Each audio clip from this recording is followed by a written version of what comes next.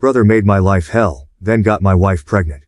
Now he wants my help after our parents disowned him and left me their $2 million inheritance. My younger brother, David, has always harbored a deep-seated resentment towards me. If you think it stemmed from jealousy, you'd be wrong. He was the favored child, not me. There was no reason for him to be envious. To give you some context, our mother always indulged David. He was the golden child of our family. She cooked his meals, did his laundry, and even asked me to help him with his schoolwork.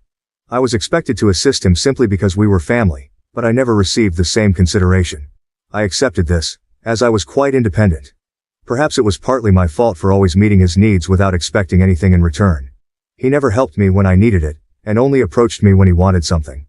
While I was a quiet, introverted kid who enjoyed studying and keeping to myself, he was loud and rough, just like our dad. I also tend to be straightforward and honest, never sugarcoating things. I believe my mother may have developed a negative perception of me because of my straightforwardness. This favoritism made David the family's darling, and I didn't mind it while we were growing up. However, problems began when he started bullying and mocking me for being different from him. He would tease me about my height and the fact that I wore glasses. He would sneak into my room, read my diary, and then complain to my mom about what I had written. When I yelled at him and complained to our parents about him invading my privacy, they would laugh it off, saying it wasn't a big deal. He did more awful things, like nearly breaking my glasses and putting nasty things in my food. He even once put little stones in my cereal, but luckily, I found them before they could damage my teeth. When I told my mom, she dismissed it, saying this is how brothers bond. Whenever we fought, David would zero in on my insecurities to insult me. We went to the same school, so he knew I was being bullied by a few kids. Instead of supporting me, he sided with the bullies, calling me names like ugly loser or hairy monkey, and encouraging them to physically harm me, saying I was just a big failure. Another time, during a fight over something trivial that I can't even remember, he told me to kill myself. While I could easily brush off most insults, that one really hurt because I was struggling with my mental health at the time. I'm doing better now, but it was devastating to hear that my own brother wanted me dead. Since Dad was often at work and Mom didn't seem to care much, she even scolded me once, claiming it was my fault for irritating him. Things progressively worsened. During high school, there was a shocking incident when David attempted to set my hair on fire, and unbelievably, our mother defended him, claiming he was merely playing. Seriously, who behaves like that? Thankfully, my dad eventually sided with me and pointed out the gravity of the situation. He even threatened to call the police on David. This moment was a real eye-opener for my brother, as he had never faced any consequences for his actions before. He was genuinely stunned, and my dad made it clear that enough was enough and that David needed to start respecting his older brother. Later, Dad came into my room to talk. I never expected his support because he always told David how similar they were, which was true. Dad admitted that he had waited for years, hoping David would mature, but he was slowly realizing that David was becoming a big bully. Hearing this from my dad was incredibly validating, and I almost broke down in tears. I confessed everything David had done to me over the years and even mentioned the bullying at school. My dad was shocked at how much I had endured. The next day, he spoke to the principal to ensure the bullies were warned about severe consequences if they continued. Later that evening, Dad enrolled me in MMA at our local gym, telling me I needed to man up and stand up to bullies in my life. I admit that a nerdy kid like me trying to learn to fight might have seemed laughable, but I was very focused. I managed my time well to balance my studies and daily workouts, and the MMA classes completely changed my life and physique. One day, David was up to his antics again. He stole my pocket money, which we received for helping with chores. I had been saving it for a while. David sneaked into my room and took it. I caught him just as he was about to cycle off with his friends. I demanded he return my money, but David mocked me, saying all I could do was run to Daddy for help. I don't know what came over me, but I punched him in the face. He was stunned, fell backward, and I retrieved my money from his pocket before throwing him back down. David started crying loudly, which was quite comical. However, my mother rushed out to help him and find out what happened. When she learned I had fought him, she was surprised and reprimanded me, saying I should be a better role model for David, who seemed to enjoy seeing me scolded. My mother also complained to my dad about my behavior, saying I needed to be controlled. My dad grimly asked both of us to explain ourselves. I told him how David had stolen the money I had worked hard for and saved, while David tried to justify it by saying he needed the money for a date, and that as his brother, I should help him. However, Dad told David he was lucky I only punched him for stealing because anyone else would have called the police. He continued to tell David that he had no right to take others' things without their consent. David didn't like that and threw a tantrum, likely hoping our mother would side with him, but Dad remained firm. When David realized he wasn't going to be punished for being hit, he screamed how much he hated me and ran back to his room, locking himself in. Following that incident, David began to distance himself from me. He had finally understood that he couldn't bully me anymore, and that even Dad had stopped supporting his antics. For the first time in a long while, I felt like we were equals.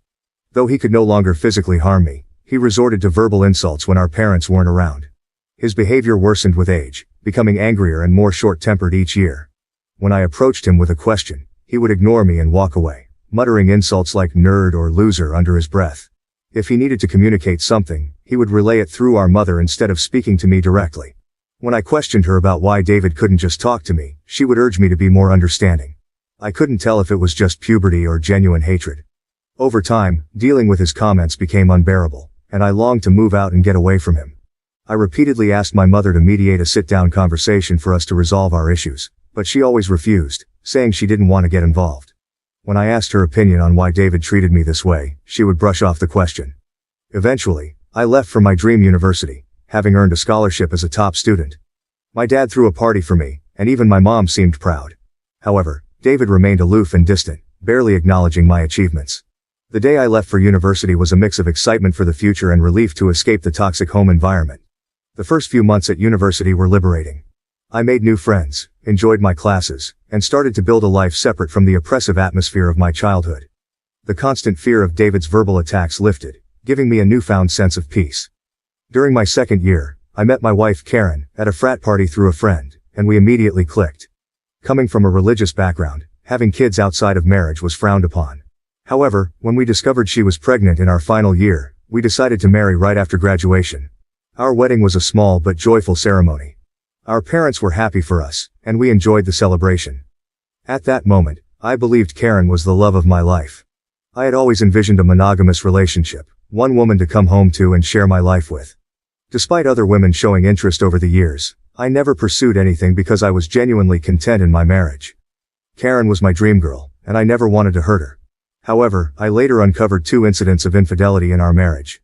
One was an intermittent affair with her married co-worker that spanned several years, and the other was a brief fling with an ex-boyfriend during a visit to her family. Some might think I was naive, and looking back, I can't completely disagree. Each time we separated for a while, I chose to forgive my wife. I didn't want to raise our child in a broken home and believed we could overcome these obstacles. The affair with her co-worker happened when we were young, and I attributed it to youthful mistakes and poor judgment. For a period, things seemed to get better. Although I could never fully trust her again, I did my best to set aside my doubts, knowing that if I chose to forgive, I had to genuinely work toward a fresh start. It's been 4 years since her second betrayal, and I felt confident in my decision to give her another chance. Karen seemed to have changed, and we were genuinely happy, planning our family's future.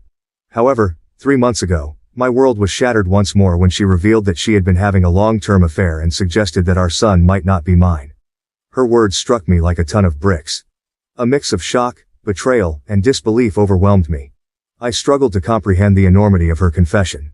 In a daze, I managed to ask why she had kept such a significant secret and how she could have done something so devastating. Her reaction was cold and indifferent, as if she were detached from the pain she caused. Her vague responses left me with more questions than answers.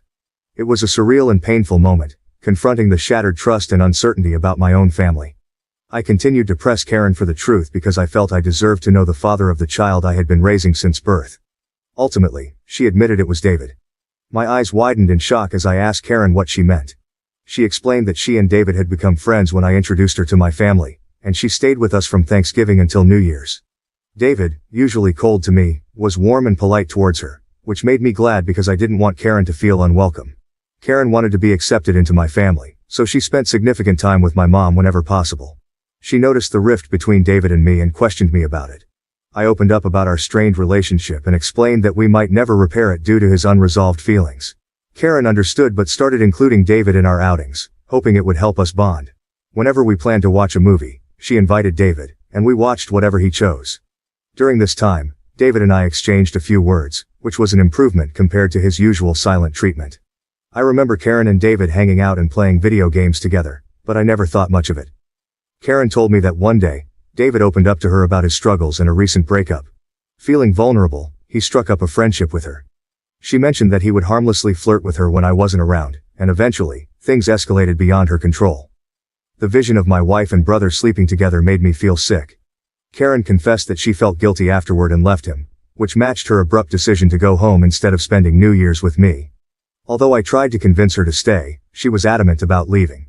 When we met back at college after the holidays, she was her usual cheerful self, so I didn't question anything. 2 weeks later, we found out she was pregnant. Karen admitted she didn't know if the child was mine or David's, and with no way to prove it, she chose to stay with me, knowing I was the more dependable brother. This was why we got married. My world felt like it was crashing down. The son I loved might not even be mine. I asked Karen if she had been sleeping with David recently, and she slowly nodded. She revealed that they had always stayed in touch because their chemistry was undeniable. They would sneak off to hotels, lying to me about working overtime. She admitted that half of her business trips were actually romantic getaways with him. I asked why she married me if she wanted my brother, and Karen said she didn't want to be the one to break off the marriage. She saw me as a wonderful father to our son and decided to stay. In her words, she made a mistake and didn't know when to stop. I told Karen I was glad she told me the truth but that I was going to pack up and leave.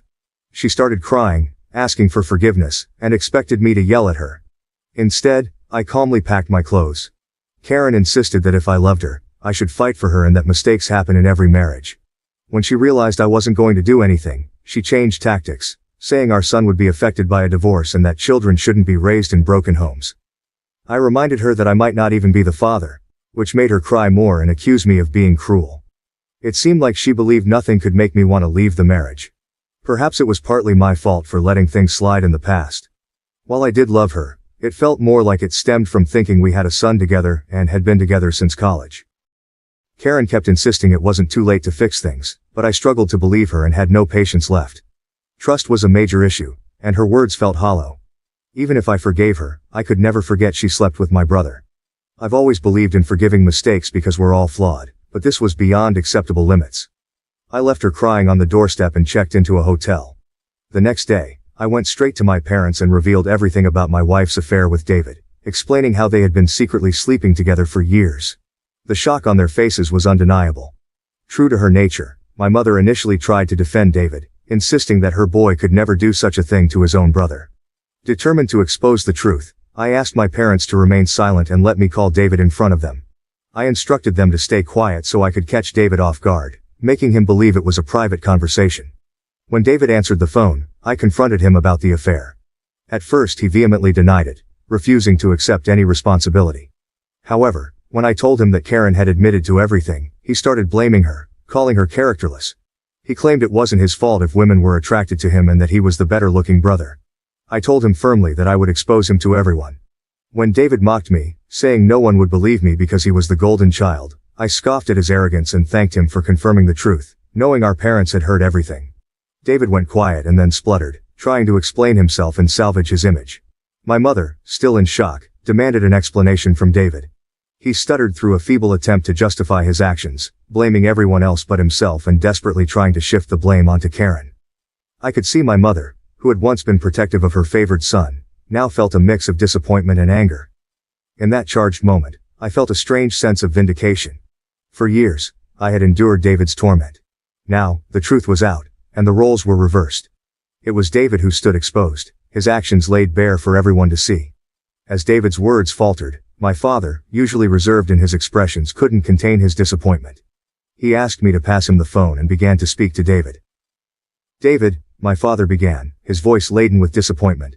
What you've done isn't just a betrayal of your brother, but a betrayal of this family. You slept with your brother's wife and continued the affair even after they were married. Your actions have severe consequences and have irreversibly shattered the trust we had in you.